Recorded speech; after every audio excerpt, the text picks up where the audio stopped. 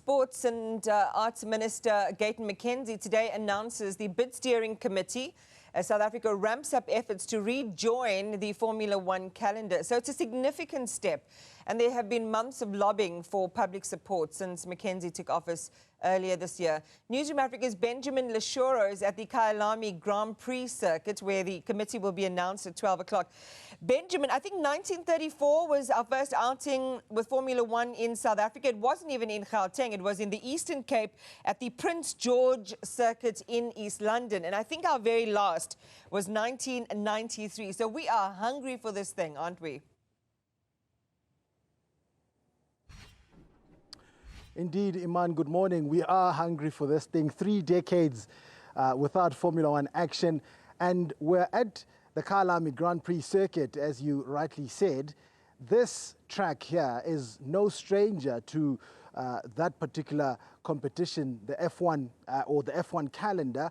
In 1967 to 1985, there had been Grand Prix here, Formula One Grand Prix at Kyalami, and then in 1992 and 1993, that was the last time, as you just said, and that year it was the first race of the Formula One calendar, the championship that year, Frenchman Alain Prost winning that race, and he went on to win the fourth and last of his world championships in a legendary career. And that's why this particular track, the Kyalami Grand Prix Circuit, holds so much significance and history. Now, to why we're here today, Minister Gayton McKenzie at midday today will announce that bid steering committee, whose job will really be to garner support throughout the world with the FIA, the controlling body of Formula One, as well as the Formula One group, to say South Africa is ready to host that particular race. They'll be tasked with putting together funds as well, because it's been a hot topic as well as to whether we need to or do we have the financial muscle to host that sporting event. And they'll also be choosing the venue and track.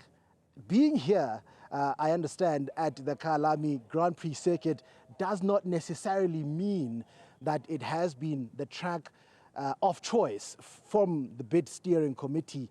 They'll hopefully announce that today, and the timeline as to when they hope to have it hosted here in South Africa. But this track certainly does have their noses up front when it comes to which one and the city that can host that race here in South Africa.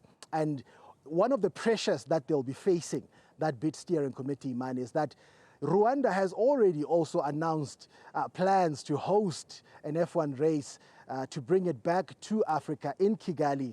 And a significant step, or what will boost their bid, that was announced by President Paul Kagame last week, Friday, is the fact that they actually at the weekend hosted the FIA Awards with a whole lot of Formula One stars descending on the African continent in Kigali.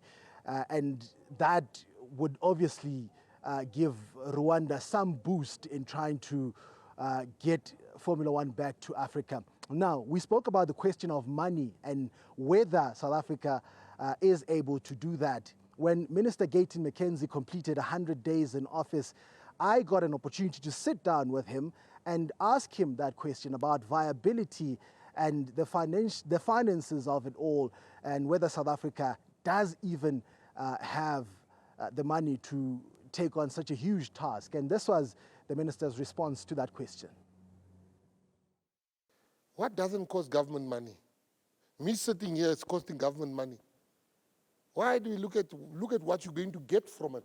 The country is going to benefit, tourism is going to benefit, jobs are going to be created, sponsors are going to fall over their feet for F1. We need the F1. Do you think developed countries, like more developed countries like Monaco, like Qatar, you think they do this for fun? No, it's for the business of sport. Rwanda is doing it, applying, Morocco's applying. No, we must get the F1, and we are going to get the F1. And if government is not going to pay, corporate will pay. But we must get the F1 here, because it will bring jobs, it will bring entertainment. One of the things that South Africa will be looking at, Iman, is the 2010 World Cup, of course. It did come here to South Africa, a huge sporting event, and what successes were there and what legacy it left for South Africa? Did people manage to get jobs? Did it do what it was built to do outside of creating the hype and the euphoria of sport? And that will be one of the big questions that bid steering committee will have to answer in putting together a document that will be submitted to the FIA as well as the Formula One Group, Iman.